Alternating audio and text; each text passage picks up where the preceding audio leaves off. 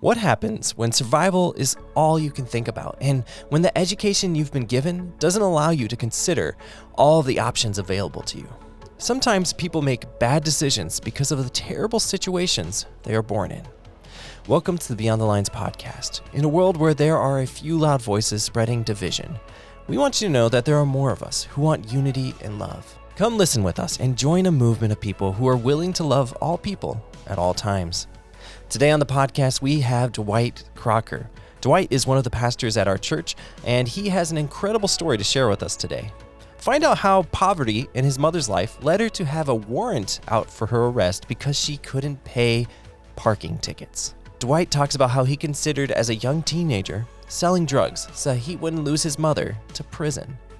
Today we learn the importance of hearing everyone's story, even when they've made bad decisions.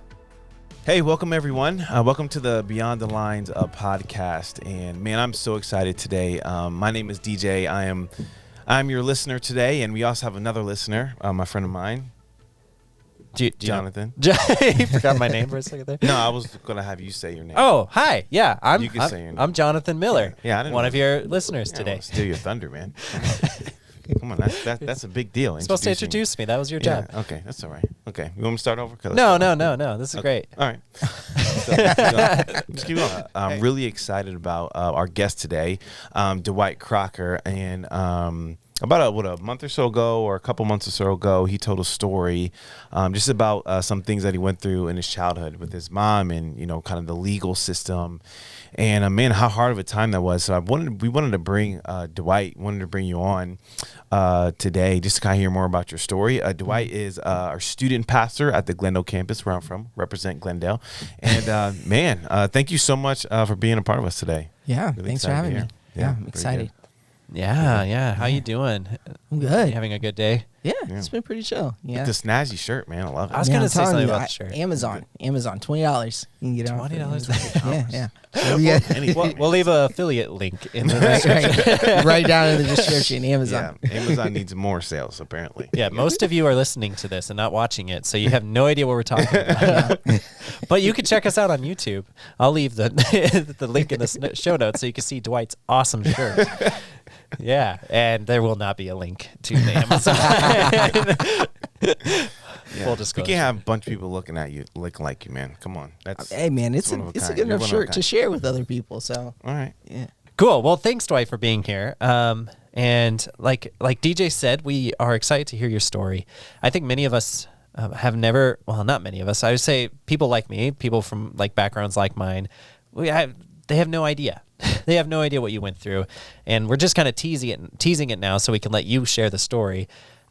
But I think it's such a valuable story to listen to and very important perspective for us to understand what people face, when resources are tight, tighter than I've never seen that before. So thanks for being here to share that. Yeah, I'm really excited. So let's just dive right in.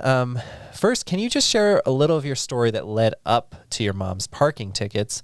And how did your family find itself in that place where there's such deep struggle? It's kind of like a crazy, wild story. So, a lot of variables that come into play. So my mom, growing up for my mom, she wasn't really taught like financial literacy at all. So like she didn't even have a good grasp on like how to use finances in the best ways. It was almost like she kind of fumbled her way around through that. So then that coupled with like her desire for little children and like just really nurturing them and loving them, and going into the preschool department career field, which doesn't pay much at all, just spelled disaster for our family. So you have someone who isn't really financially literate. I mean, for her, they didn't have Dave Ramsey, FPU, none of that stuff, not even Right. a good enough resource to teach them how to use finances. And then your job doesn't pay well, nor does like even advancing in that career field doesn't necessarily pay well when it comes to being a daycare or a preschool teacher. Like that coupled together just spelled disaster for our family when it came to her getting parking tickets and then not even having the finances to even pay for that at all. So like that was just really hard for our family when that time came. Was she the sole provider of your family? My father was not around at all. So my mom and my dad got together when they were in college. My mom got pregnant with me. They split as soon as my father found out that my mom was pregnant. And then like my mom had to journey through this life, like as a 19-year-old having to be a mother for the first time, and then also trying to figure out how to provide. And yeah, it was rough. Man, that is really difficult. We're actually trying to get somebody who is a teenage mom right now to talk about her story on the podcast later. So you guys can look forward to that in the future. It's not easy. And sometimes we can stare at somebody and judge somebody from the outside looking in and being like, well, it's your own fault for being there. It's your, but without having any compassion or understanding for the situation that led them to that place. Yeah. And how old were you when your mom got the parking tickets that started causing some fear and turmoil? Yeah, so apparently it had been happening for several years. So she had gotten parking tickets, but our financial situation was a mess. I mean, we had lived in 1-bedroom apartments, didn't have enough money to pay for rent there. We'd get evicted, and my mom would find like another apartment, and it would be like maybe a 2-bedroom apartment, which might have been a step up, but we didn't have enough money for that.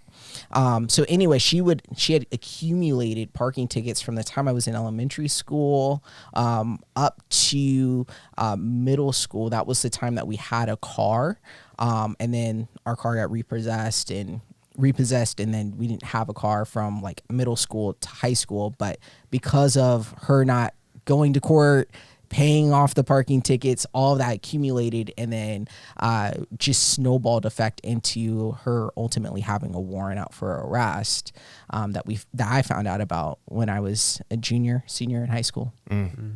What was the main cause of like the parking tickets? Was it just like parking on the street outside the grocery store? Or? Yeah, it wasn't like it was anything like malicious. So like when you hear someone having a warrant out for their arrest, you think of like someone who murdered someone or like embezzled a ton of money. It was like my mom had like these $100, $200 parking tickets, maybe for not like paying a toll or something like that, going to downtown Phoenix and like parking one of those parking spots or whatever. And then like she didn't have the money to pay for it. She's like, it's either we don't eat or I pay for this, or we don't have enough money for rent or I pay for this. So she's like, I'll figure that out later. And then ultimately it accumulated into this much bigger issue so much later in life. And I really empathize for my mom, because like when you're making those two decisions of like, either I pay for this parking ticket that could be much a bigger issue and later on in the future, I can pay for that now, but if I do, then I don't know how I'm gonna provide for my kids. Like I don't know how I'm gonna have enough money for gas to get my kids to school, or I don't know how I'm gonna be able to pay for my children to be in child care or whatever else. Or so like for my mom, it was, what am I gonna have to sacrifice in order to pay this thing off that I got? It was rough. It's hard to live without margin, that you in your life where you can be like, okay, I made this mistake, now I can pay for it. Right. Instead, and these are like minor mistakes, but when you're living paycheck to paycheck, when you don't have enough as it is, $100 is a lot. Yeah. Yeah. When you don't have any money, you're like, man, like I don't even know how I'm going to make rent this week, and then you get hit with a $100 parking ticket, and you're like, I already don't know how I'm going to pay for rent, and now I have to find enough money to pay for that. Like, God, Lee, what am I going to do? So yeah, for sure. So what'd that lead into? Yeah, ultimately for my mom, so like she kept putting that off, and like I saw that she had a lot of stress as a kid, but I didn't fully understand like where that was coming from or what that was. Obviously as an adult now, and when my mom disclosed that to me, I could look back and think, man, like that makes a lot of sense why you were really stressed out, or why things were really tense in the home, because you knew some other things that you were trying to shelter my brother and I from. Mm-hmm. But ultimately accumulated to this point to where like my mom told us about this warrant that she had out for arrest shortly before the state of Arizona did something I'd never seen them do before or since. But I guess we can get into that a little later. Mm-hmm. But it accumulated to this one big moment where my mom was like, hey, like, this is my situation. Like, can you pray for me about this whole thing? And we need to figure this whole thing out. And I can't even imagine like what a place for her to be in, to where she's coming to her kids and being like, hey, like things are bad. We need prayer. We need a miracle right now. Can you please pray that something good will come out of this? So. Yeah. And was church a part of your kind of growing up? Was that a rhythm of your family or? Yeah, no, it wasn't. So like I was the first person in my family to come to faith in Jesus. Like that's that's another part of my story as well. So like I just remember at that point in time, I'd been going to church. So I came to faith in Jesus when I was a freshman, sophomore-ish. It was like May freshman year, so that weird transition period between freshman and sophomore in high school. And I started going to church, started talking to God more, growing my relationship with the Lord. And it was shortly around that time that my mom had disclosed that to my brother and I. And it was wild. It wrecked us. So yeah. How old was your brother at the time? Gosh, I don't even remember. He was in middle school, I want to say. So he might have been in 6th grade, 7th grade. Yeah. I want to rewind in your story a little bit. I know there's a story of like there's a lot of turmoil going around just you being born. Yeah. And can you quickly share like how your mom ended up staying with the decision and like all the stuff that she was wrestling with even in those moments, and maybe even how that kind of played out throughout your life? Yeah. So my mom, when she was 19 years old, freshman in college, found out that she was pregnant with me. She went to my grandparents, her parents, and told them about like the situation that she was in. I think she was like 4 weeks pregnant. So like not even showing yet at all. She goes to them, tells them, hey, like I slept with a guy, and now I'm pregnant. And my grandparents had like the complete opposite reaction to what my mom had wanted at the time. And they're like, you're going to ruin your life. I don't know why you made this decision. Like, what are you doing? You need to get an abortion. So they told my mom that she was going to have an abortion. They actually scheduled the date on a Monday. My mom was completely confused, didn't know what to do. She'd had an abortion before that moment. But this time around, she just felt so convicted. She was like, man, like I can't go through with something like this. I don't want to ruin my future, but at the same time, like I feel like getting an abortion right now is wrong. So on Sunday, it was actually Mother's Day Sunday, she stumbles into a church praying, talking to God, sits in at a church service. As she's getting up to walk into the church service, she's stopped by an usher who hands her a gift basket filled with a bunch of Mother's Day goodies. And she's like, hey, congratulations. I'm so happy that you are going to be a mom. Here you go. Have a blessed day. And at that moment, my mom felt like God had been answering some questions that she had and was like, all right, I think I'm going to keep the baby. Wow. And like, it was because that one usher that I'd never even met, don't even know this lady's name, that my mom had an encounter with, that I'm here today. So it's just a mighty act of God. Yeah. That's amazing. And kind of going back to now, fast forwarding back to your moment, you know, you're here, your mom's telling you about these parking tickets, telling you that she might go to jail for these parking tickets.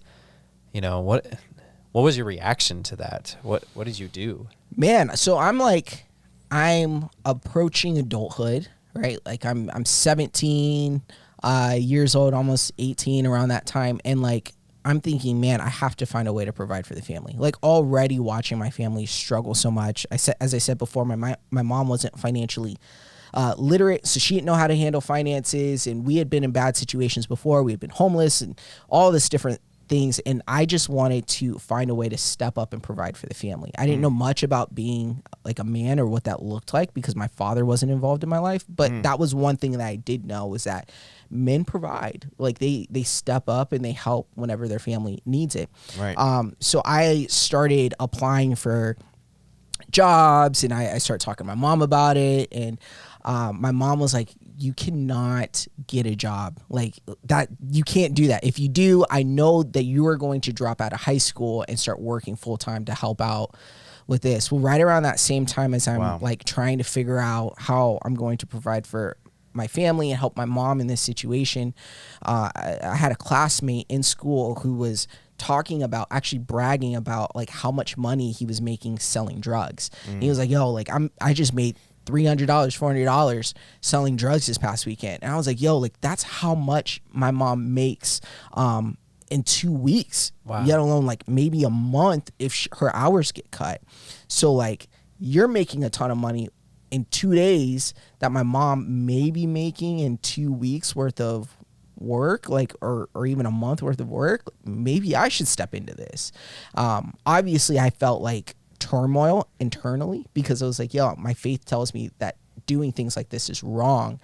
But at the same time, if my mom goes to jail, like I can't even imagine what financial place we'll even be in, my brother and I, if that happens. Like she is our sole provider. And if she's gone, will we be out on the streets or you know, will we have to move in with other family members that we don't know, that we may not feel comfortable with, that may be in an even worse situation than we are because my mom's in this situation? Like it was rough. So you'd already become a Christian at that point in your life.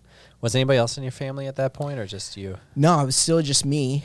At that time, my mom had been searching, so I'd been sharing the gospel with her and had been praying for her. And my grandmother had lived with us at the time as well. And my brothers had been praying for them. I was the main witness to my family. And my mom at this point was searching, but she didn't understand what it meant to believe in God. Like the whole concept of our sins being forgiven was just like so strange, outer world, if you will. To her, she was like, what do you mean believe in Jesus and all of a sudden all of my bad choices and decisions are now forgiven? Like that doesn't make any sense to me. And I was at a loss for words. I didn't even know how to explain that to her. So I just prayed more. Yeah, I could definitely see how she'd feel that way when she has like a bunch of parking tickets that aren't going away that she's had for her whole life or whatever. So like what an illustration, like that baggage that she's holding and like not being able to see how that could go away. Would you say that like if you hadn't known Jesus at the time, would you have started selling drugs? Was he the main motivator for like, Oh, absolutely. Absolutely. I think like, so there were so many different friend groups that I was a part of that had done some of those things that I didn't want to do. Like some of my closest friends that I've been friends with for over 20 years are actually involved in currently things that like I look back on. I say to myself like, man, that easily could have been me.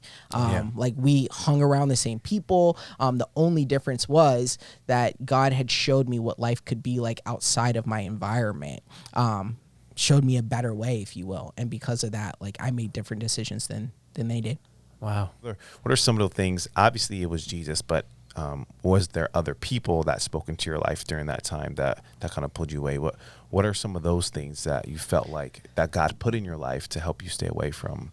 So one, for me, like church has been a huge aid in that.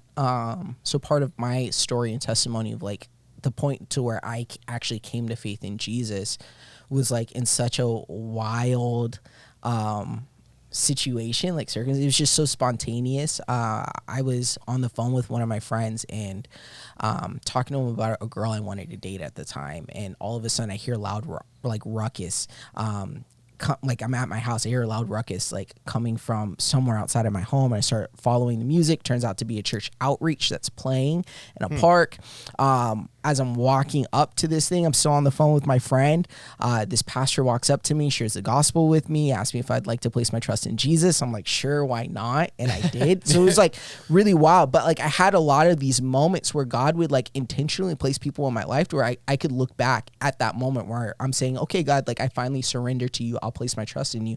I could look back and be like, man, like I've had so many of these coincidences, air quotes for those of you who are listening, to where I was like, man, like this has to be God. Like this can't be anyone else. And each of these people that God sent into my life kept showing me a different way of living. When you're in a state of survival, you're not looking at what are my best options. You're looking at how can I just survive? How can I make it through today? How can I put enough food on the table? I'll get to tomorrow later. How can I get enough food on the table today? Right. So like being able to have people that would pull me out of my circumstance, pull me out of my situation and be like, yo, I know things are rough here, but you need to look 5 years down the line from now, 10 years down the line from now, and see what your life could be, helped me out a ton. And it started with in those high school years, after my mom told me about those parking tickets and the warrant out for her arrest, with a mentor named Trevor Shallow, who would walk me through that process. And that was absolutely amazing for me.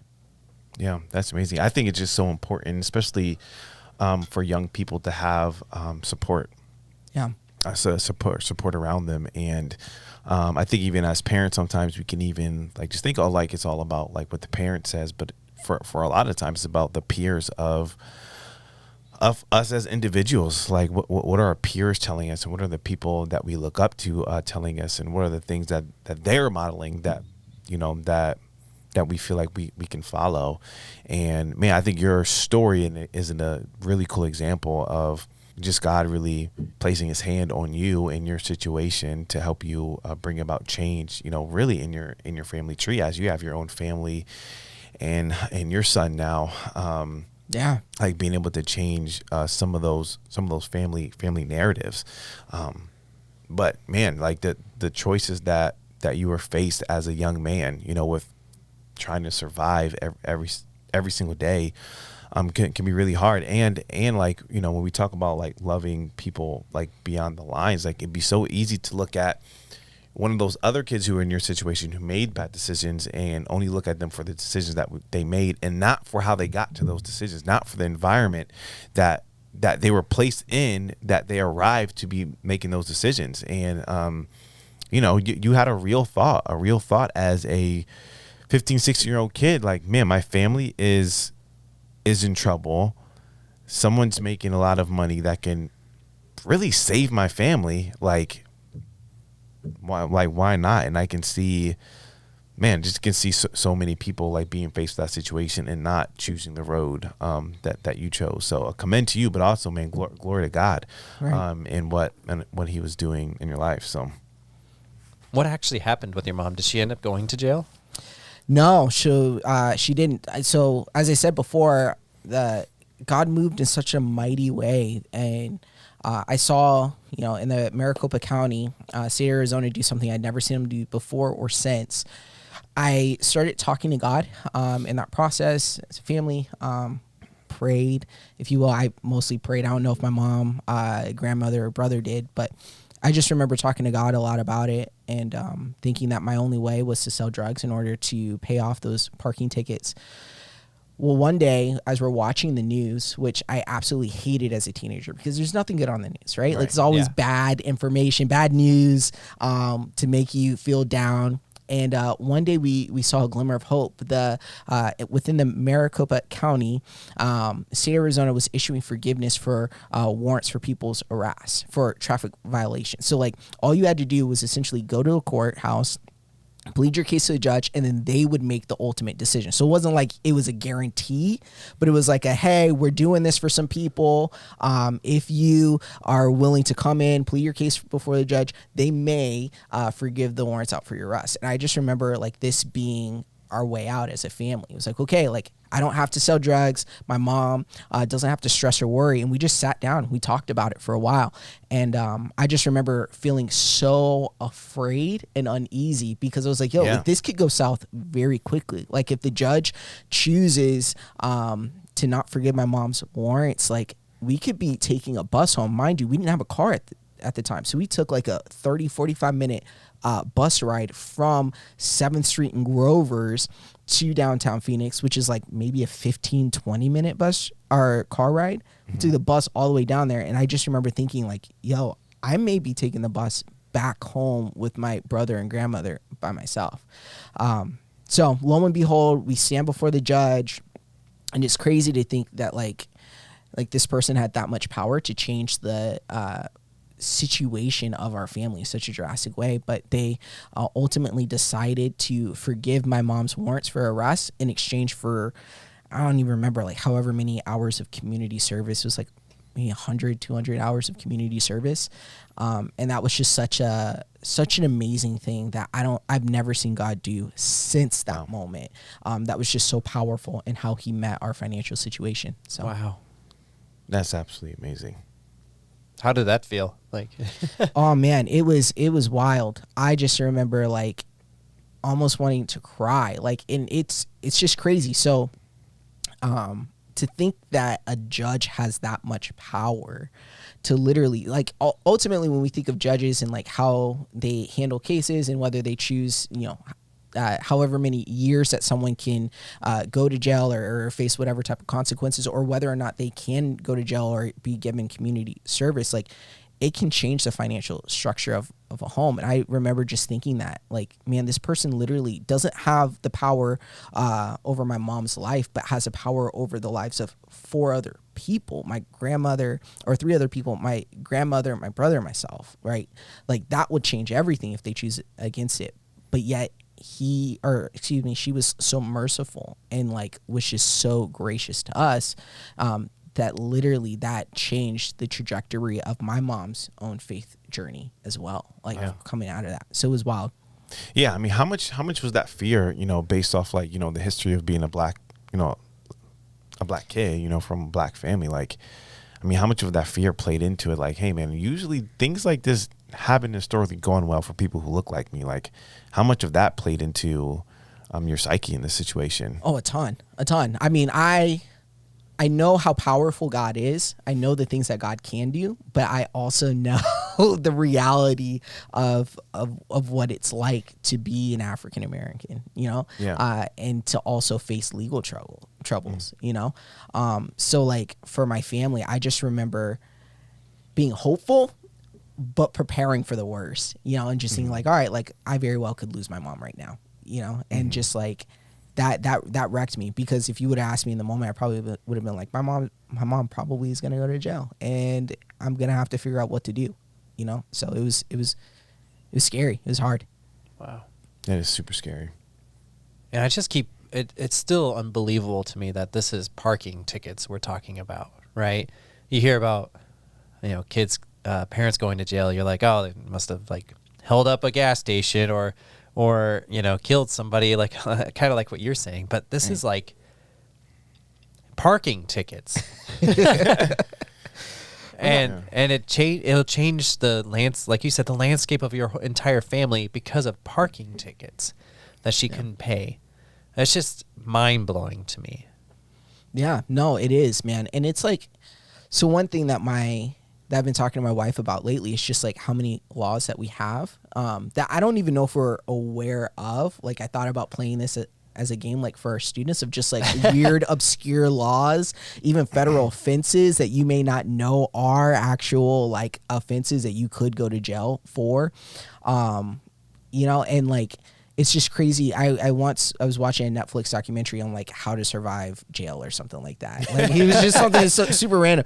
But like one of the things that they had talked about in this documentary was that like each person in the United States of America commits like up to 11 federal offenses a day, right? Like what? When you look at all of these, it was wild. It was something like super crazy like that I had heard. I was like, are you kidding me? Like there's that many laws that we have, and some of them are super old laws, even that may not even apply to today, that like people just unknowingly commit, Wow.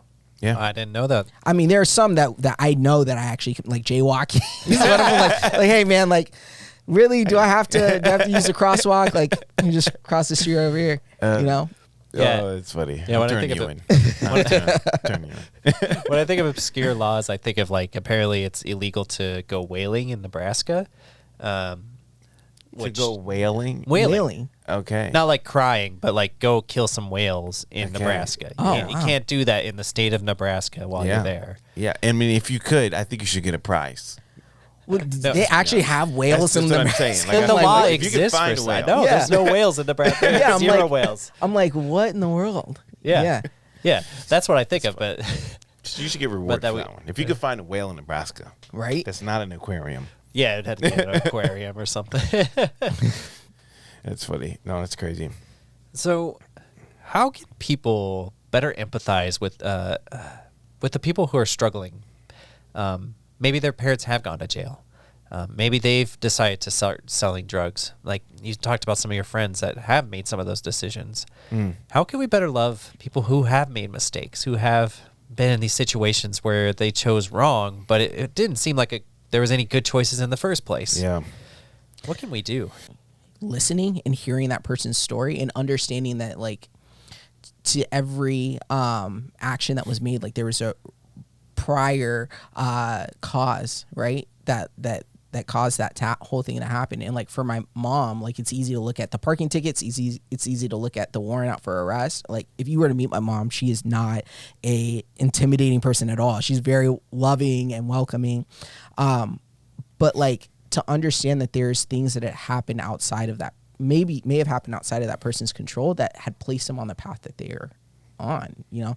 I don't know if we're able to talk about this, but you know, one of my favorite rappers of all time, Tupac, one of his songs that he talks about, Changes, actually talks about a lot of the issues within the African American community.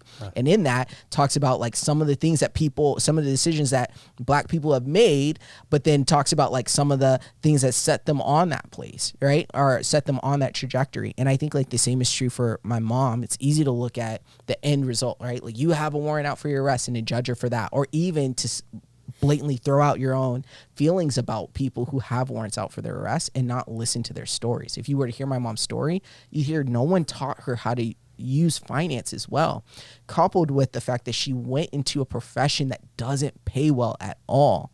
But this was something she was passionate about. Right. You know what I mean?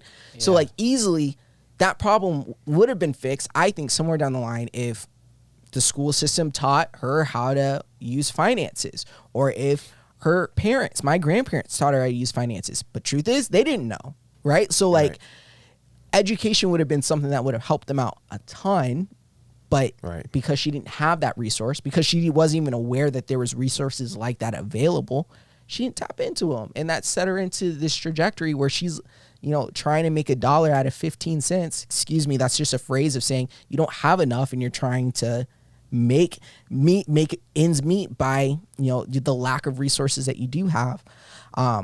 So like it was just it was hard. And I think for people who are listening to this, understand that there's a story. Try to get that backstory before you make blatant, you know, judgment statements or thoughts about those people. Yeah. I mean, I think for me that reminds me of like this statement of hey, you just need to pull up your bootstraps and figure out. People just need to pull up their bootstraps. The black community needs to pull up their bootstraps. And I think there is an element of truth to that. We all need to take personal responsibility. We all need to figure out you know, in time, what does that mean for us to pull up our bootstraps? But that phrase lacks nuance. And what you're talking about lacks nuance and complexity. And as humans, we're nuanced and we are complex and we're unique. And each person's situation is complex, unique. And even the state of minority communities in this country is nuanced, complex, and unique. And so to be able to say blanket phrases may sound good and have some truth to it, but at the same time, it negates the fact there is nuance, complexity, and uniqueness in all of those situations, in everyone's situation.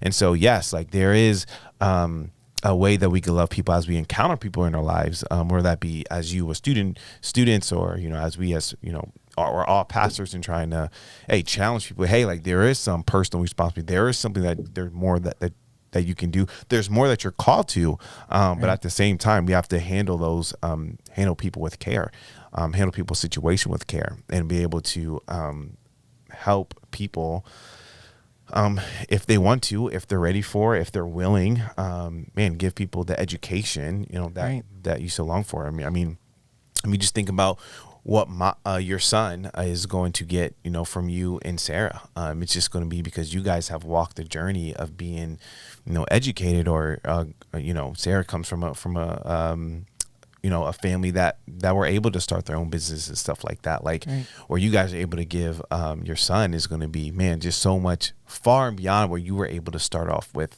And that's because you've grown and in your life, which I think is absolutely incredible. But I think we need to give other people the same chance and the opportunity to grow. And beyond their mistakes, beyond the decisions that they made in their past, how can we look at people and say, hey, you're still a child of God?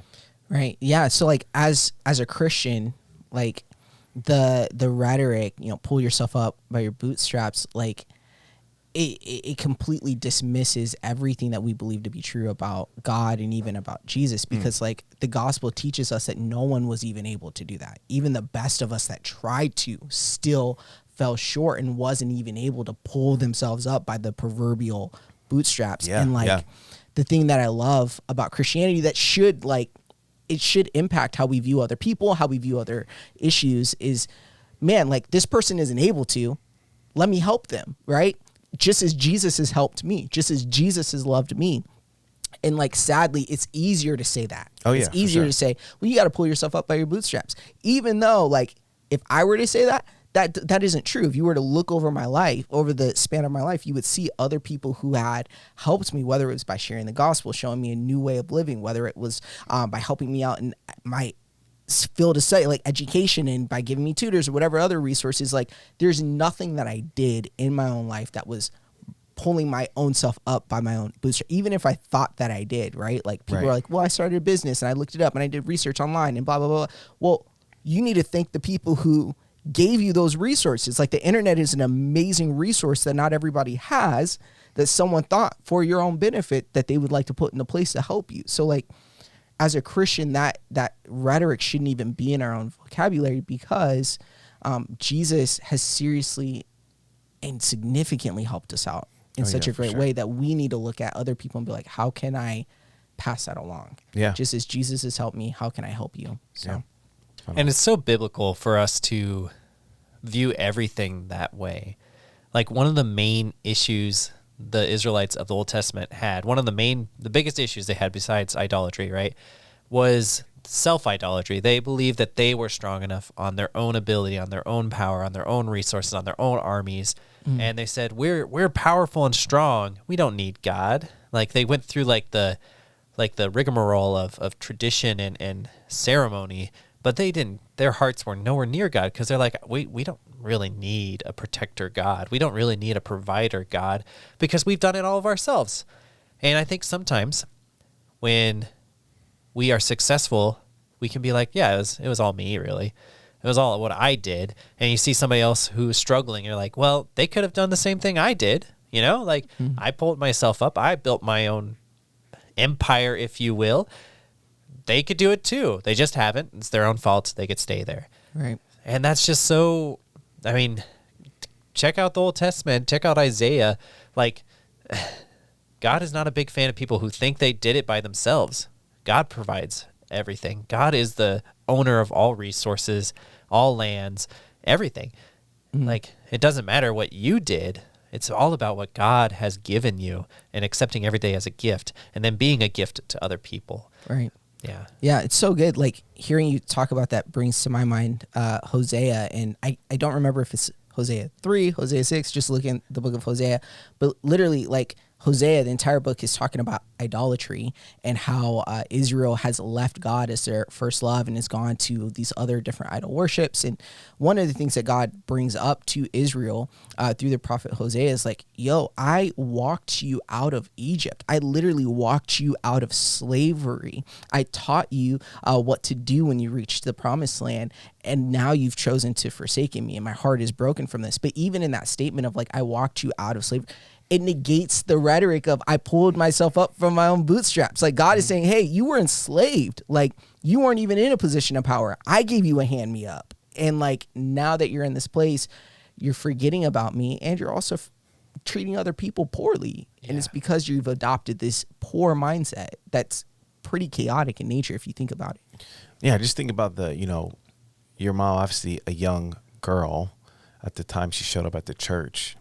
And instead of someone judging her, they just loved on her where she was and gave her a gift. And that completely changed the trajectory of her life and your life. Yeah. The fact that you have a life. And I just think about, we have Mother's Day, coming up here, and just think of how we in the church, are so interested in women and their, them having babies and wanting them to keep their babies and all that kind of stuff. Like we're so interested in that, but man, how are we loving the ones who maybe don't know where to go, who feel like they don't have any options, just like how you felt like you had no options to sell drugs. Like, what are we doing as people or followers of Jesus to look at Jesus' causes? Man, look at the orphans, look after the widows, looking at all those things, and how are we doing that? When we can't do that if the only thing that we tell people is, hey, you need to figure it out. I do believe that people have to make a choice. Like, there's nothing that I'm going to be able to do for someone else to make them change. People have to make a choice. At the same time, we are going to be willing and open-handed with people as they're on their own journey. And I don't know who I'm encountering, or as I meet people, as as you guys meet people on the street, people who are listening to this, like, you don't know where you're encountering someone, like what part of their journey they are in and what part you're going to play.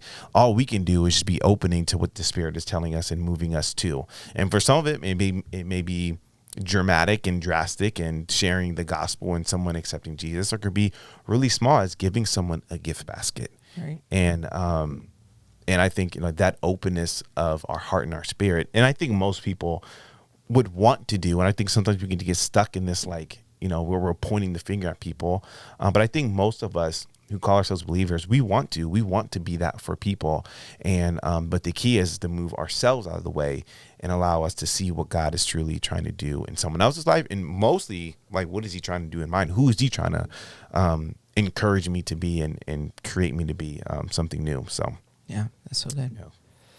Yeah, man, I think that is a great place to wrap up this episode. Thank you so much, Dwight, for being here. I know you probably even have more of your story to share.